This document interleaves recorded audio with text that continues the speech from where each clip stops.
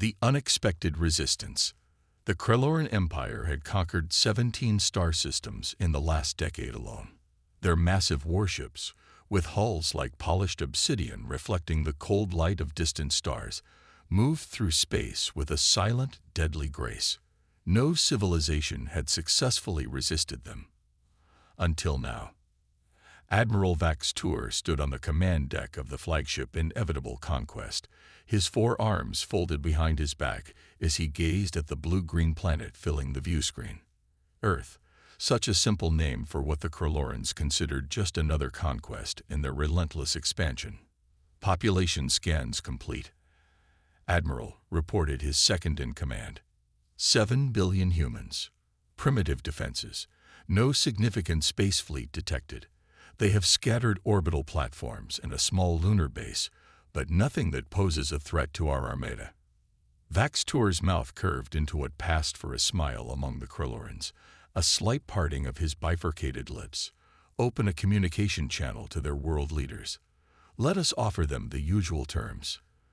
The usual terms were simple: immediate surrender, incorporation into the Kreloran Empire as a resource planet, and the transfer of 1/4 of their population for labor in the Kreloran mining colonies. The alternative was orbital bombardment, and a much harsher occupation afterward. The message was transmitted to Earth. The humans were given 24 hours to respond. At the United Earth Defense Command beneath the Rocky Mountains, General Elena Vasquez reviewed the alien ultimatum for the 5th time, her face grim. The room around her was filled with military leaders from every major nation, all brought together by the appearance of the Kreloran fleet 3 days ago. "We always knew first contact might be hostile," she said, addressing the room. "That's why Project Thunderchild exists. The question is, do we reveal it now or wait?" Admiral Zhang Wei, representing the Chinese Space Forces, leaned forward. "If we wait, we may not have another chance. The Thunderchild is ready, and Captain Rice and his crew are prepared for immediate deployment." The decision was unanimous. Earth would not surrender. Instead, they would show the Krelorans that humanity wasn't as defenseless as they appeared. In a hidden orbital dock disguised as an abandoned satellite platform, the EDS Thunderchild waited. From the outside, it appeared unremarkable. A bulky, almost crude vessel compared to the sleek Kreloran ships. But appearances were deceiving. Captain Miguel Reyes moved through the corridors of the Thunderchild, nodding to his crew as final preparations were made. The ship represented 10 years of secret international cooperation, combining technologies and breakthroughs that had never been made public. Earth had known for decades that they weren't alone in the universe. They had been preparing, quietly, for this day. "All systems ready, Captain," reported his XO, Commander Aisha Okafor. "Quantum shields at full capacity. Graviton pulse weapons charged. Stealth systems operational." Rice took his seat in the command chair. "Send the acknowledgement to Earth Command." "Where ago?" When the 24-hour deadline expired, Admiral Vax Tour was unsurprised by the lack of response from Earth. Few species accepted subjugation without at least a token resistance. "Begin the demonstration bombardment," he ordered. "Target their largest military installations. Let them understand the futility of resistance." The Kreloran fleet's forward batteries charge, directed at key military bases around the globe. The first salvos streaked toward Earth, brilliant energy beams slicing through the atmosphere and detonating with catastrophic force. Explosions bloomed across the surface of military bases in North America, Asia, and Europe. Admiral Vax Tour watched dispassionately. "Second wave. Target their governmental." "Admiral." His sensor officer interrupted, voice sharp with alarm. "Detecting energy surge from Earth orbit. Unknown vessel decloaking." On the view screen, seemingly materializing from empty space, appeared the Thunderchild. It was accelerating rapidly toward the Kreloran fleet, its engines leaving a blue-white trail. "What is that primitive construct?" Vax Tour scoffed. "A single ship. Destroy it." 3 Kreloran vessels broke formation to intercept, their weapons systems charging. They fired simultaneously, energy beams converging on the human vessel, only to disperse harmlessly against an invisible barrier surrounding the ship. On the Thunderchild's bridge, alarms blared as the shields absorbed the impact. "Shields holding at 87%, reported the tactical officer. "Their weapons are powerful, but the quantum diffusion is working." "Return fire," ordered Captain Reyes. "Target the nearest ship. Graviton pulses, full spread." The Thunderchild's main weapon was unlike anything the Krillorans had encountered. Instead of traditional energy weapons, it fired concentrated gravitational distortions, invisible to the eye, but devastating to any matter caught in their path. The pulses struck the nearest Krelloran vessel, and the effect was immediate and catastrophic. The ship's hull crumpled as if crushed by a giant hand, folding in on itself like paper. Vaxtur stared in disbelief. One of his most powerful warships had just been destroyed in seconds by what should have been an inferior opponent. "All ships, concentrate fire on that vessel," he commanded, his composure slipping. The Krelloran fleet responded, dozens of energy beams lancing toward the Thunderchild. The human ship moved with surprising agility, evading many of the beams while its shields absorbed others. It returned fire methodically, each graviton pulse finding its mark with devastating precision. 2 more Krelloran ships were destroyed before Vaxtur made a decision that had never before been necessary in the history of the Krelloran Empire. "All vessels, defensive formation. Pull back to the outer system boundary." The surviving Krelloran ships retreated, regrouping at a safer distance. Vaxtur could not comprehend what had just happened. How had the humans developed such technology?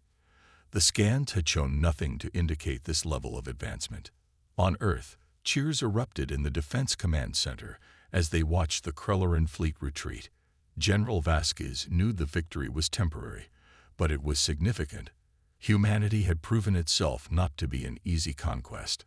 "They'll be back," she said, silencing the celebration. "And they'll come with more ships. This is just the beginning."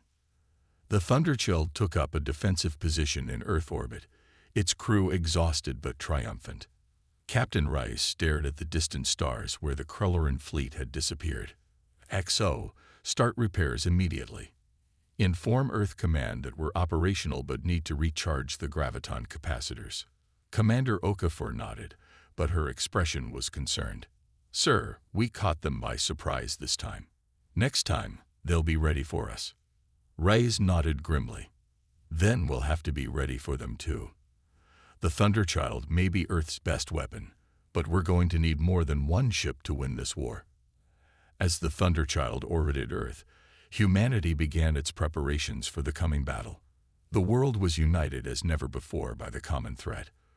All resources were directed toward defense.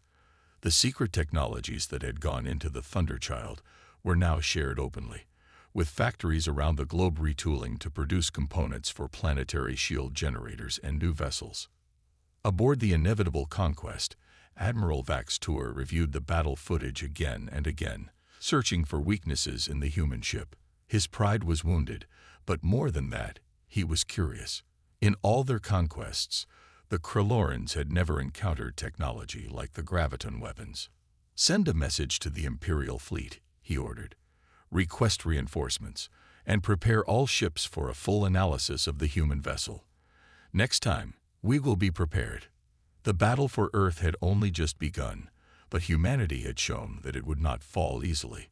The Thunderchild had bought them time, precious time that they would use to prepare for the war to come.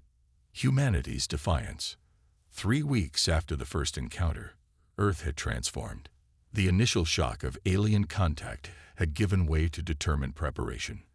Global manufacturing had been redirected to defense, with new orbital platforms under construction and the first planetary shield generators coming online in strategic locations. The Thunderchild remained Earth's primary defense, now joined by a small fleet of hastily upgraded military spacecraft. They weren't as advanced as the Thunderchild, but they could at least serve as support in the coming battle. In his quarters aboard the Thunderchild, Captain Rice studied the tactical projections for what must have been the 100th time. The ship's science officer, Dr. Lydia Chen, had been analyzing the Krelleran technology based on sensor readings from the battle. Their ships use a form of plasma containment for their main weapons, she explained. Effective, but there's a recharge vulnerability we might exploit.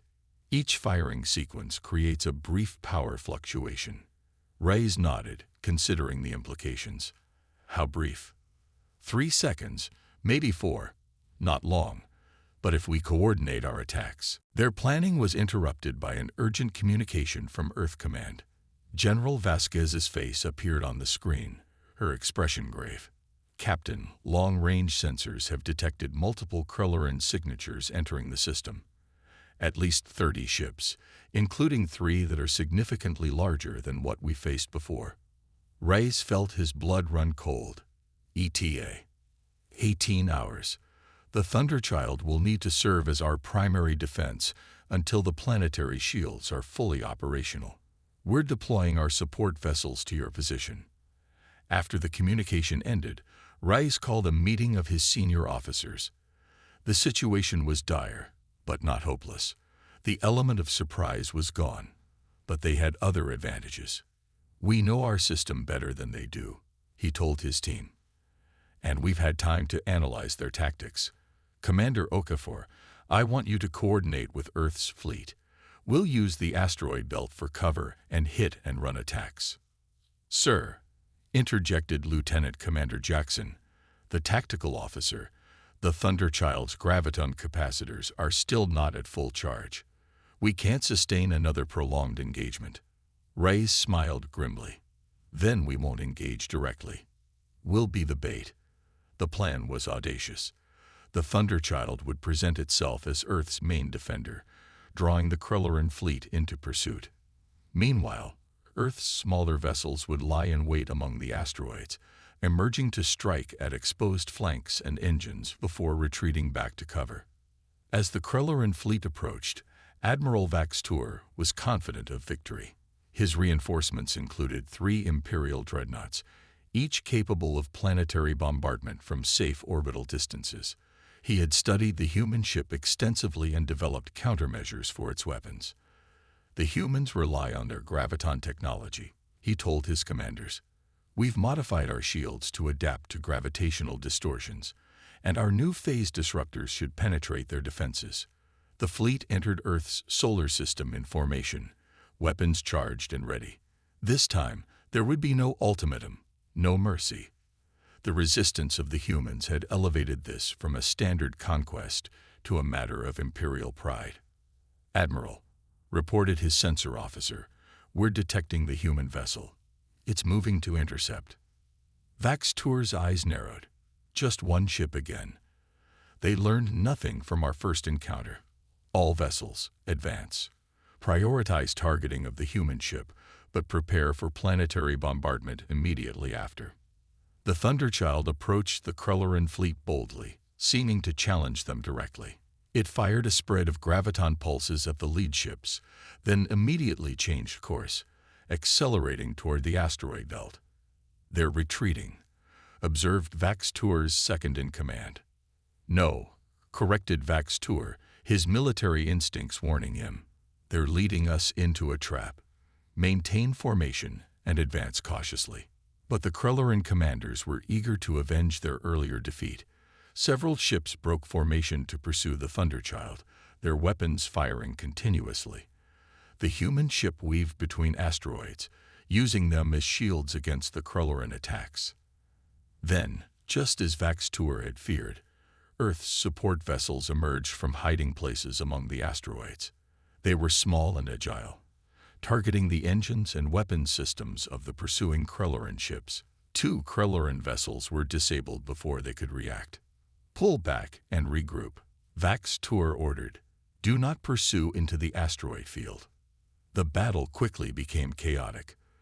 The Thunderchild led the Krellerans on a chase through the asteroid belt, periodically turning to fire its graviton weapons at pursuers before disappearing again. Each time the Krellerans thought they had it cornered, Earth's smaller vessels would emerge from hiding to harass them. But the Krellerans had numbers and firepower on their side. Eventually, they managed to isolate several of Earth's support ships, destroying them with concentrated fire. And the Thunderchild, despite its advanced technology, couldn't evade forever. A lucky shot from a Krelleran cruiser struck the Thunderchild's engines, reducing its maneuverability. Sensor readings showed that its shields were weakening. "We have them," Vaxtor announced with satisfaction. "All vessels, converge on the human ship. End this resistance once and for all." The Krelleran fleet closed in on the damaged Thunderchild, weapons charged for the kill. Captain Rice and his crew prepared for what might be their final stand. "Graviton capacitors at 18%, reported Lieutenant Commander Jackson. "Shields failing. We can maybe get off one more good shot." Rice nodded solemnly. "Target their flagship. If we're going down, we're taking their admiral with us." But before the Thunderchild could fire, something unexpected happened. Space seemed to ripple and distort near the edge of the battlefield. A new ship appeared, unlike anything either humans or Krellerans had seen before.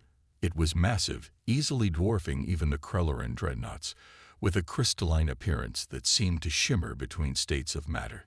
"Unknown vessel detected," reported Commander Okafor, her voice tense.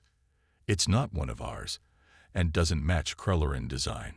The mysterious ship broadcast simultaneously to both fleets, the message translating automatically.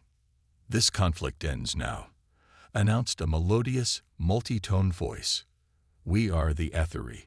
We have observed your battle, and must intervene before it escalates further." Admiral Vaxtor was furious at the interruption. "This is an imperial matter. The Krelleran Empire does not recognize the authority of." The Aetheri ship emitted a pulse of energy that instantly disabled the weapon systems of all vessels in the battlefield, Krelleran and human alike. "You misunderstand," continued the Aetheri voice. "This is not a negotiation. The humans have demonstrated courage and ingenuity against overwhelming odds. They have earned the right to determine their own destiny. The Krelleran Empire will withdraw from this system and make no further attempts at conquest here." Vaxtor was incredulous. "By whose authority do you make such demands?" "By the authority of the Galactic Council, which the Krelleran Empire has ignored for too long. Your expansion ends here. Comply or face sanctions that will cripple your empire from within." The threat was not idle. The Aetheri were known even to the Krellerans, an ancient race that rarely intervened in the affairs of younger civilizations, but whose technological superiority was beyond question. With reluctance and bitter anger, Admiral Vaxtor ordered his fleet to withdraw. The Krelleran Empire had suffered its first true defeat in generations. In the aftermath, representatives from Earth were invited aboard the Aetheri vessel to discuss the future. Captain Reyes and General Vasquez stood as humanity's delegates, marveling at the advanced technology around them. "Why did you help us?" asked Vasquez. The Aetheri representative, a being of shifting light and color, seemed to consider the question carefully. "We have watched many civilizations rise and fall. Those that survive and thrive are not necessarily the strongest or most advanced, but those with the greatest capacity for adaptation and cooperation. Humanity demonstrated both in your defense. The Thunderchild was built through global cooperation," acknowledged Reyes. "Technologies from dozens of nations coming together." "Precisely. And in your moment of crisis, your world united. That is rare and valuable. The galaxy needs more civilizations like yours, ones that will stand together against aggression rather than submit." The Aetheri offered Earth formal recognition in the Galactic Council and access to limited technology exchanges to help humanity defend itself in the future. The Krelleran Empire would be sanctioned, its expansion halted. As the Thunderchild limped back to Earth for repairs, Captain Reyes stood on the observation deck, watching his home planet grow larger in the viewport. Earth had faced its first extraterrestrial threat and survived, not just through superior technology or luck, but through human courage, ingenuity, and unity. The stars no longer seemed quite so distant or forbidding. Humanity had proven itself worthy of them. In the Krelleran Imperial Palace, Admiral Vaxtor knelt before the Emperor, expecting execution for his failure. Instead, the Emperor was contemplative. "These humans interest me," the Emperor said. "No species has defied us so successfully before. Perhaps there is something to learn from them, rather than simply conquer." "My Emperor." Vaxtur was confused by this unexpected reaction. "We have expanded through force for generations. Yet these humans, with a single advanced ship and desperate courage, forced us to retreat. And now they have the protection of the Aetheri. Perhaps conquest is not the only path to greatness."